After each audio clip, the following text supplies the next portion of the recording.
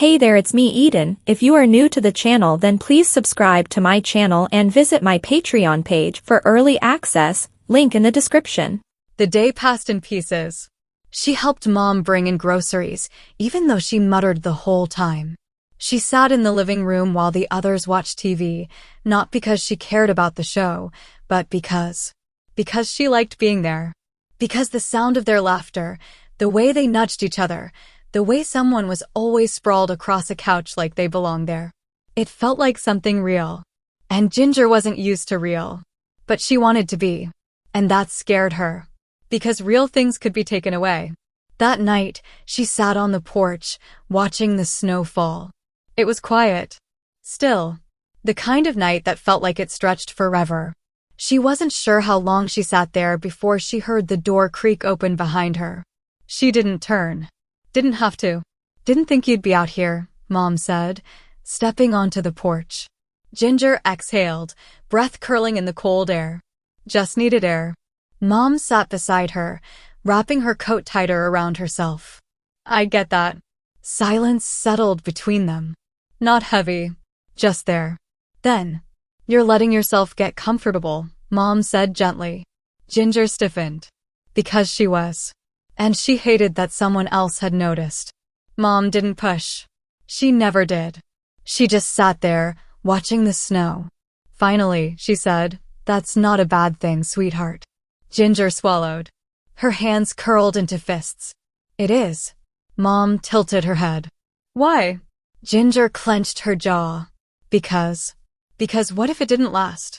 Because what if she got used to this? Got used to warmth and safety and people who cared. And then it was gone? Because that was how life worked. Things ended. People left. She had spent years preparing for that. And now, here she was. Not preparing. Not running. Just being here. And it felt like stepping onto a frozen lake, waiting for the ice to crack beneath her. Mom must have seen it. Because she reached over, squeezing Ginger's hand lightly. And quietly she said, "You don't have to be ready to believe in this yet." Ginger swallowed hard. Mom squeezed her hand again. "You just have to let yourself try." Ginger stared at their hands. At the way Mom's fingers curled gently around hers. At the way she hadn't pulled away. Her throat felt tight. She closed her eyes. And for the first time, she let herself believe maybe this wasn't temporary.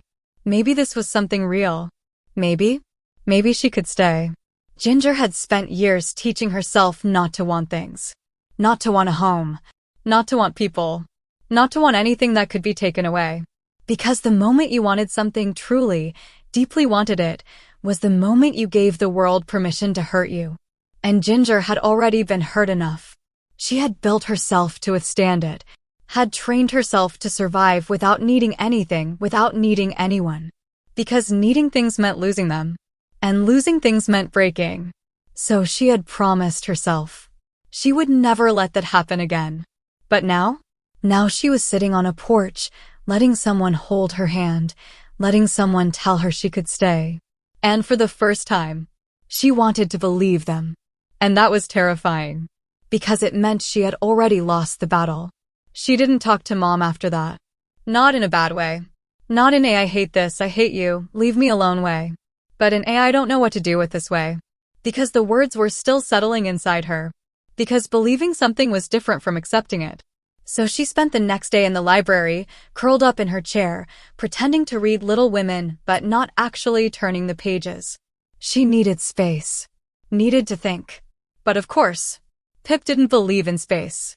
She flopped onto the couch across from Ginger, tossing a stress ball in the air. "Okay, what's going on with you?" Ginger didn't look up. "Nothing," Pip snorted. "Liar." Ginger clenched her jaw. "I just needed quiet." Pip raised an eyebrow. "You hate quiet." Ginger glared. "No, I don't." "You do. You get all broody when it's quiet." Ginger scowled. "You are the most annoying person alive." Pip grinned. "I know." Ginger let out a slow breath, setting her book aside. Pip watched her. Didn't speak. Didn't push. Just waited. Because Pip always waited. And that was the problem. Because it meant Ginger had nowhere to hide. Finally, she sighed. Mom said something to me last night. Pip sat up straighter. Yeah? Ginger hesitated. Because saying it out loud made it real. Made it true. She said I don't have to be ready to believe in this. Pip's face softened. Ginger swallowed hard. She said I just have to try. Silence. Not heavy. Not uncomfortable. Just there. Pip leaned forward, resting her elbows on her knees. And? Ginger exhaled slowly. Anne, I think I'm trying. Pip's lips twitched into a small, almost proud smile. That's good, newbie. Ginger scowled. Don't call me that. Pip smirked. I have to. It's tradition. Ginger rolled her eyes. Pip was quiet for a moment, then said, trying is scary, huh? Ginger let out a sharp breath. You have no idea. Pip nudged her foot with her own. I do, actually. Ginger frowned. Pip's smirk softened. I used to be like you know. Ginger stiffened. No, you weren't. Pip tilted her head. Maybe not exactly like you. But I know what it's like to be scared of caring. Ginger swallowed. What changed? Pip's expression turned thoughtful. I let myself care anyway. Ginger looked away. Because that was the hardest part. Caring was dangerous. But maybe, just maybe, it was worth it. Dinner was loud. It always was. But Ginger didn't hate it as much anymore. She sat at the table, listening to the others argue about something stupid. Julie was defending her superior music taste, which was terrible. June was insisting that pineapple did belong on pizza, it did not. Iris was betting that she could beat Pip in arm wrestling, she couldn't. It was chaos. And somehow, Ginger had become part of it. Not because she tried to be. Not because anyone forced her to be. But because she was here.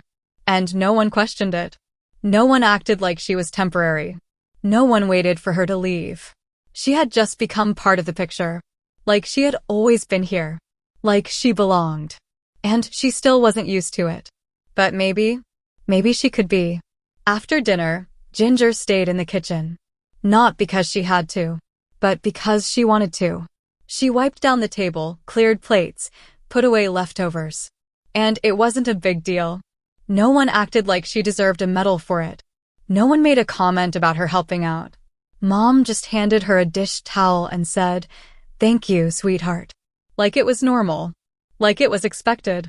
Like Ginger was supposed to be here. And maybe she was. Maybe she was. That night, she didn't check her bag. Didn't touch it. Didn't even look at it. It was still sitting by the door. Still packed.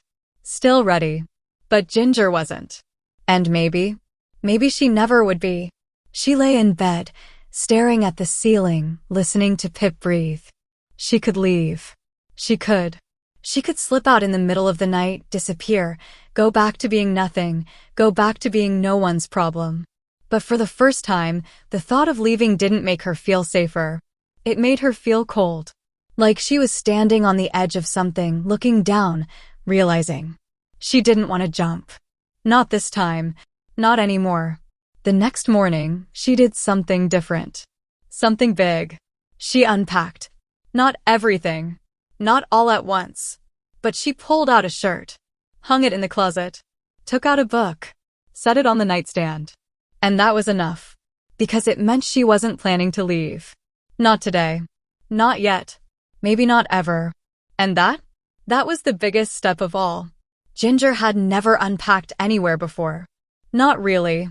She had stayed in places, foster homes, shelters, group homes, but she had never settled in them. Because settling meant letting herself believe. And believing meant getting hurt. But now, here she was. Standing in the middle of a room that wasn't hers, but wasn't not hers either. And she was unpacking. Piece by piece. Item by item. Like she wasn't afraid of losing it all. Like she wasn't afraid of staying. And that was terrifying. Because it meant, whether she was ready to admit it or not. She already had. She started small. A shirt. A book. A hairbrush. Nothing huge. Nothing that screamed permanent. Just enough to feel different. She told herself she could still leave if she wanted. That if she needed to, she could shove everything back into her bag in 2 minutes flat and disappear. But for the first time, she didn't want to. And that was the scariest part of all. She wasn't the only one who noticed the change. Pip leaned against the doorway that afternoon, arms crossed, smirking. "So, you unpacked." Ginger scowled. "Don't make a thing out of it." Pip's grin widened. "Oh, I'm making a thing out of it." Ginger rolled her eyes, shoving another shirt onto the shelf. "It's not a big deal." Pip stepped inside, flopping onto the bed. "Sure it is." "No, it's not. You're literally nesting." Ginger threw a book at her. Pip dodged it effortlessly, laughing. But her smirk softened. And then, quieter. "I'm proud of you, newbie." Ginger froze. Her stomach twisted. She didn't know what to do with those words. Didn't know what to say. So she didn't say anything. She just turned back to her bag. And kept unpacking. Because it was easier than admitting Pip was right. The house felt different now.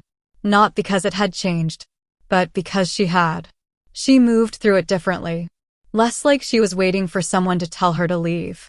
More like she was supposed to be there. She sat at the kitchen table without hesitating. She helped June fold laundry without being asked.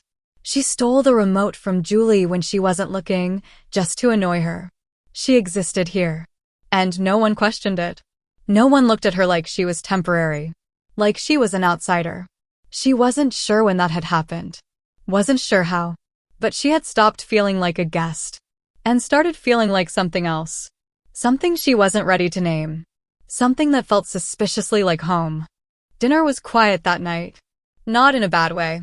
Just peaceful. The fire crackled in the fireplace. The kitchen smelled like rosemary and garlic. The girls ate, talking about nothing important. Ginger listened. Didn't talk much. Didn't need to. She just existed in the moment. And that was enough. Until Mom looked at her. Not in a bad way. Not in a you're in trouble way. Just gently. Softly. And she said, "Ginger, sweetheart, I was thinking." Ginger tensed. "That's dangerous." Mom chuckled. "True. But hear me out." Ginger narrowed her eyes. "I don't like the sound of this." Mom smiled. "I think we should go shopping." Ginger frowned. "What?" Julie perked up. "Oh my God, yes." June grinned. "Field trip." Pip smirked. "I love this idea." Ginger scowled. "I don't." Mom tilted her head. "You need more clothes." Ginger stiffened. Because she did. Most of her stuff came from second-hand shops. Thrift stores. Things she could grab quickly, things she could carry easily, things that didn't matter. She had never shopped for herself before. Not like this. Not because she could. Her fingers curled into fists. "I don't need anything." Mom just smiled. "I know." Ginger blinked. Mom continued, "But you deserve things." Ginger swallowed hard. Because that was dangerous. That was something she didn't know how to believe. She deserved things? That wasn't how the world worked. That wasn't how her world had worked. But Mom just looked at her. Not pushing. Not demanding. Just offering. Like she had a choice. Like she mattered. Like she wasn't just some temporary thing passing through. And Ginger didn't know how to handle that. Please subscribe my channel for the next part. And visit my Patreon page for early access.